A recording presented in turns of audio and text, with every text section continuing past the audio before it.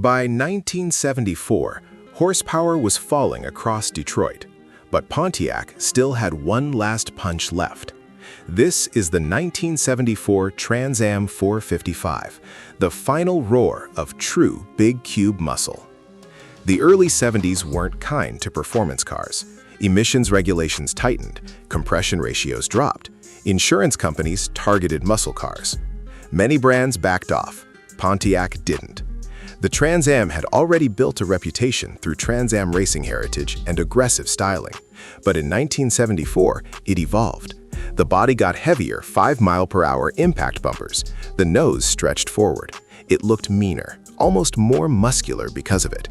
And sitting under that shaker hood scoop? Still a 455. While other manufacturers were shrinking displacement, Pontiac kept cubic inches alive. The 1974 Trans Am wasn't just about straight-line speed. It was about attitude. Wide stance, flares, bold graphics, a car that looked fast even parked. Turn the key, and it felt different from smaller engines. It felt serious.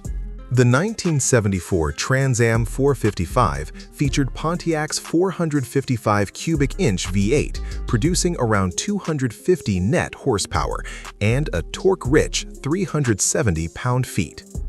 Now yes, on paper, 250 horsepower doesn't sound wild, but this was the net rating era.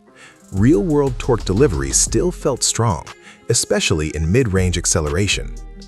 Paired with either a 4-speed manual or turbo hydromatic automatic, the 455 delivered 0 to 60 miles per hour in the mid-6 to low 7-second range.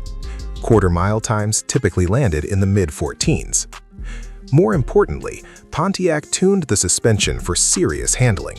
Front and rear sway bars, radial-tuned suspension, power front disc brakes. This wasn't just brute force, it could corner. The shaker hood scoop, functional air induction, and aggressive striping made it instantly recognizable. Inside, you got engine-turned dash trim, high back bucket seats, and that classic Pontiac driver-focused cockpit. This was muscle adapting, not surrendering. The 1974 Trans Am 455 represents the last stand of big displacement Pontiac power before the oil crisis and catalytic converters changed everything. It's the bridge between the raw early 70s monsters and the iconic late 70s bandit legend. Collectors love it because it still carries true 455 DNA. Because when you press the throttle, you don't just feel speed, you feel torque. And torque is what defined American muscle. If you believe cubic inches matter, hit like.